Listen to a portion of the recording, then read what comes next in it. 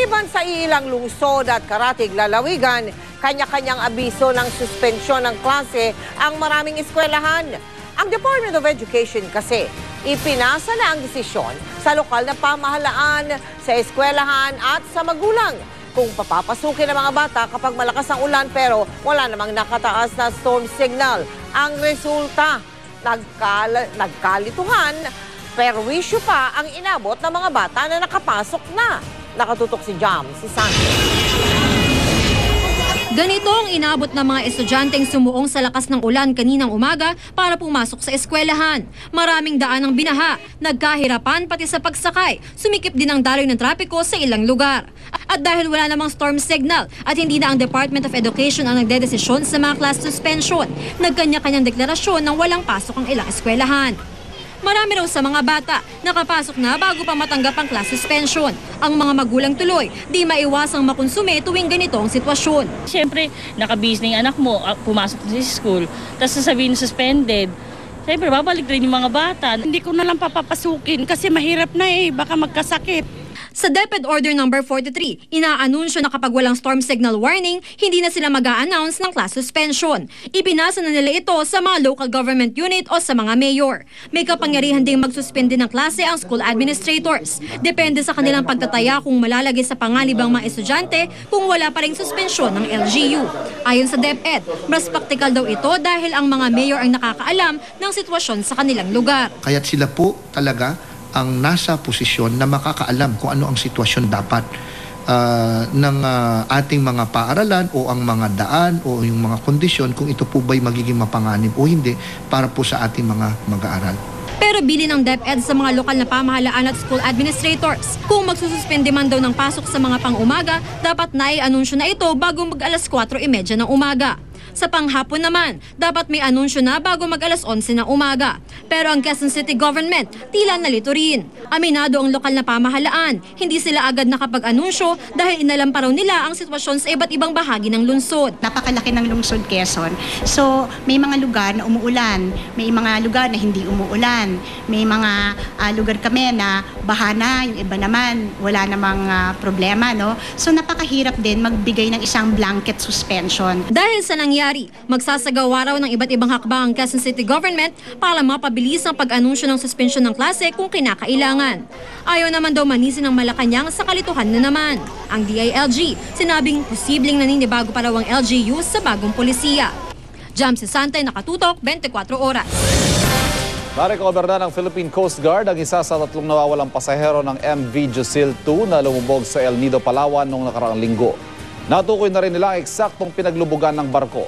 Nakatutok si Emil Sumangi. Lula ng rubber boat, pumalaot ang divers ng Philippine Coast Guard kasama ang GMA News mag-alas 10 ng umaga kanina. Tatangkain muli ng Coast Guard na makalapit sa Tent Island kung saan hinampas ng alon at lumubog ang MV Josil 2 nitong nakaraang linggo. Kalmado ang dagat kanina pero makaraan ng kulang sa 1 oras nang makalapit kami sa isla. Muling naging maligalig ang alon. Clear. Clear by back. Clear.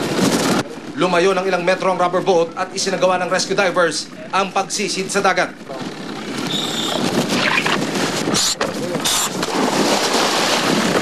Kalahating oras ang lumipas, umangat na sa laot ang rescue team.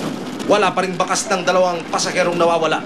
Pero kahit bigusa ngayon ng Coast Guard na makita ang nawawalang pasahero, malaking tulong sa isasagawa namang investigasyon ng Board of Marine Inquiry ang pagkakadiskubre nila kanina sa katawan ng lumubog ng MV Josil 2. Nakaposisyon ang katawan ng barko, may 50 metro ang lalim.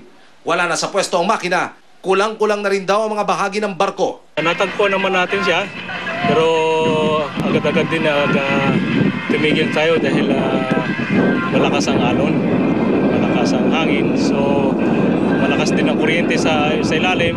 So para sa safety ng ating mga tauhan, ay medyo tumigil muna po tayo.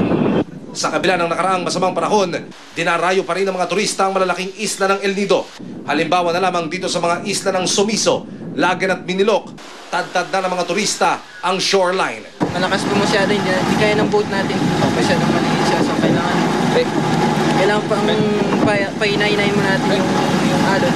Masigla na rin ang lagay ng turismo sa pampang ng El Nido ngayong maayos na ang panahon. Labis itong ikinatuwa ng mga kababayan nating pinagkukunan ng hanap buhay ang lugar na ito. Mula dito sa El Nido, Palawan, Emil Sumangil, nakatutok, 24 oras. Humupa na ang baha sa Dato Piang sa Maguindanao at bumubuti na rin ang lagay ng panahon doon. Samantala, natuwa naman ang mga biktima ng baha sa Sarangani ng personal na hatiran ng tulong ni Congressman Manny Pacquiao. Nakatutok si Haji Rieta. Unang binisita ni Sarangani Representative Manny Pacquiao ang Barangay Pangyan na isa sa mga nasalanta ng flash flood sa bayan ng Glan kahapon. Sunod dito, namigay siya ng sako-sakong bigas at mga dilata sa Barangay Small Margus. Halos mayak nga si Aling Rosemin sa biyaya ng personal pang inabot ng pambansang kamao. Muntik na raw matangay ang bahay nila noong kasagsagan ng baha. Nakita natin yung sitwasyon nila at natuwa naman sila dahil sa dinala nating mga tulong sa kanila, yung mga bigas, mga sardinas, noodles at saka yung bibilihan natin sila ng lupa para hindi na sila bumalik doon sa mga lalapit sa ilog na tirahan. Ngayon, masaya kami na natulungan kami ni Manny Pacquiao. Bukod sa relief goods, nagbigay siya ng pera sa lokal na pamahalaan ng Glan bilang dagdag tulong sa mga nasalanta. Sa Dato Piang, Maguindanao, muntik na raw lisanin ni Rupi ang kanilang bahay na isa sa daan-daang nakatayo sa litian o swamp na nameligro ng tumaas ang level ng tubig kagabi. Dito lang sa taga-gilid-gilid, hindi man kami nag-evacuate dito sa amin. Hindi naman daw umulan ng malakas kagabi, kaya hinala nila na barahan ng mga water hyacinth ang ilog malapit sa swamp na dahilan ng pagtaas ng tubig. Nabot maging ang lugar na may kataasan, lalo pa raw kapag malakas ang ulan. Mabiyak kami yun. Pagkarama, kasaan kami niya, walay.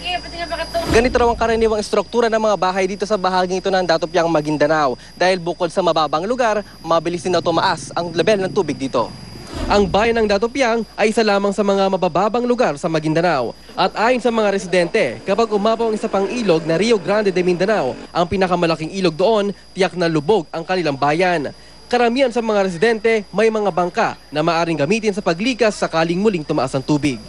Kung magbaha, wala ang tao dito sa balay. Ako nag-isa na, ginaalis ko labang sila ba.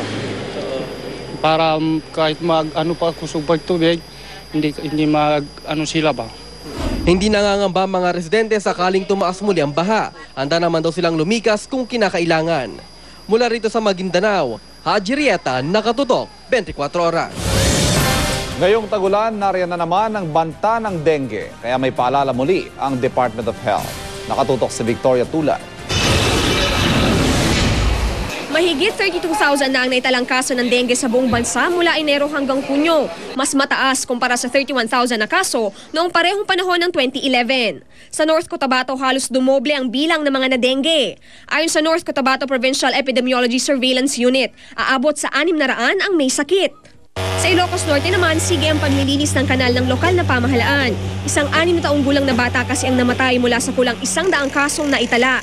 Sa pasubmit nga mangmangted kami iti agas para kadag iti sabasabali nga munisipyo ken barangay iti agdudo mga munisipyo ti Ilocos Norte. Dati faging lugar sa dati ket kumagat iso ti maudi nga resort na ti umuna amin ni pangpangrona mi ket datay panagdaldalos panangkita ka dagitay pagumukan men pagitlogan dagiti lamok. Sa kabuuan, umabot na raw sa 175 ang bilang ng namatay sa bansa dahil sa dengue. Kaya naman ang DOH muling nagpaalala. Siguro meron na more than 2 days na matindi ang lagnat ng bata. Pati make sure talagang makita ng isang health worker and better a doctor. Kabilang din sa dapat bantayan ng pagkahilo, pagsusuka, pagkakaroon ng rashes, pananakit o panghihina ng katawan at pagdurugo ng ilong at gilagid. Ayon sa DOH, malaki rin ang responsibilidad ng lokal na pamahalaan para mapababa ang kaso ng dengue. The moment merong report sa isang ospital na merong sakit, dapat inire-report kaagad yun sa municipal or city health officer kung saan nanggaling yung pasyente para mapuntahan kaagad. Sa Metro Manila, dumami ang kaso ng dengue sa Maynila, Makati, Parañaque, Pasay, Pateros at Quezon City. Mula Enero hanggang ngayong buwan, umabot na raw sa 2,111 ang kaso ng dengue dito sa Quezon City. Kaya nga itong Don Alejandro Roses Senior Science Technology High School, todo handa na raw para makaiwas sa mga lamok. Sa katunayan, kaninang umaga lang ay dumating na ang kanilang OV traps. ilagay natin ang isang mosquito oil fillet. Ang tubig kailangan po ay nasa guhit, iwasang mabasa ang bahaging ito. Kasi pag nabasa yan, hindi na dadapo yung kitikiti o lamok. Malaking gastos siya pag ang bata nagkasakit. No? Hindi lang yun, malalagay sa peligroso yan. Pangalawa, yung bata, ang daming namimiss sa klase. Araw-araw nililinis ang loob at labas ng paaralan. Tinitiyak na walang stagnant water at tinuturuan ng mga estudyante kung paano makaiiwas mula sa nakamamatay na sakit. Naglalagay po ako ng insect repellent. Kailangan po araw-araw linisin yung mga nakatagong mga bagay dun sa room. Victoria Tulad, Nakatutok, 24 Oras. Kinumpirma ng Malacanang na nasa kampo ng mga Abu Sayyaf ang Jordanian journalist at ang dalawang Filipino crew na nawawala mula pa noong isang linggo. Pero ang gobernador ng Sulu hindi raw ipapahanap ang tatlo. Nauna na raw tumanggi sa security escort. Nakatutok si June Veneracion. Mag-iisang linggo nang hindi nakikita ang foreign journalist si Baker Abdullah Atiani at dalawa niyang Pilipinong crew mula na magpunta sa Sulu para gumawa ng dokumentaryo.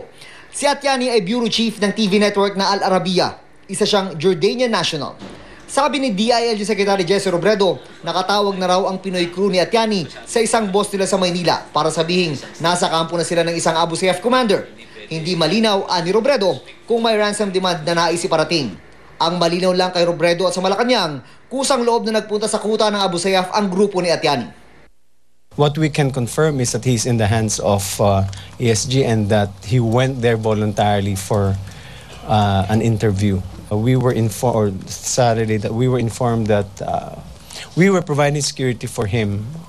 When I say we, Governor Sakurtan, but he declined. Nakapag-interview na rin daw dati si Atiani sa ilang Abu Sayyaf commander. 2 o 3 beses na raw itong nakarating ng Sulu. Si Atiani ay ilan lamang sa mga nakapag-interview sa international terrorist na si Osama Bin Laden bago ito mapatay ng US Navy SEALs. Ano man ang tunay na estado ng tatlo, buo na ang desisyon ng gobernador ng Sulu. Hindi raw siya mag-uutos ng search operation para sa grupo ni Atiani na inalok pa nila ng security escort pero tinanggihan lamang ito. We are just monitoring. Pinomonitor namin. Hindi kayo maghahanap sa kanila. Pag lahat naman ng tao alis doon sa hotel na yon, ay si-search ko. Masisira utak natin doon. Madaling araw ng June 12 nang sunduin si Atiani sa kanilang tinutuluyang Sulu State College Hostel ng isang puting sasakyan. Kusang loob naman daw silang sumama. Ilang taga-media na rin ang nakidap noon dahil sa pagnanais na makapanayam ang Abu Sayyaf. Yung tatlo naman ay siguro namasyal at may mga kasama at hindi pa bumabalik. So, huwag naman tayo masyadong excited pag namamasyal yung ibang tao rin. Pero para sa PNP, missing ang turing nila sa tatlo. Wala pa naman tayong nakukumpirma na lumapit sa atin, nakipag-ugnayan, natanggap tayo na may nagdidemand ng nakipag-negotiate na nagdidemand ng ransom o nagpapakilalang grupo na kumuha sa kanila. So wala pa tayong mga na-identify na. So still, they are considered missing. Pakiusap ni Governor Tan, huwag daw sana palakihin ang kwento tungkol kina Atiani dahil ang focus ngayon ng probinsya ay mapaunlad ang kanilang turismo sa tulong ng 2 bilyong pisong pondo na inlaan ni Pangulong Aquino. We want foreigners to come but you just coordinate with us. Ganun lang kasimple. Ganun kasimple. And you cooperate with us. You listen to us. Mula rito sa Zamboanga City, June Veneracion, Nakatutok, 24 Oras. Susunod, pati tinutuluyan ng isang colonel sa loob ng Camp Aguinaldo, nilooban, sasakyan, kinarnap. Dalagita sa Nueva Vizcaya, pinagsasaksak ng kaibigang naiinggit daw sa kanyang ganda at tangkad. Sa China, mga otoridad, pilit pinalalaglag ang ipinagbubuntis ng isang ina. Presyo ng gasolina at diesel bumaba na naman. At exclusive, matapos magkarambulan sa NAIA, mag-asawang Santiago at Simon Tulfo muling nagkaharap. Tutok lang dito sa 24 Oras.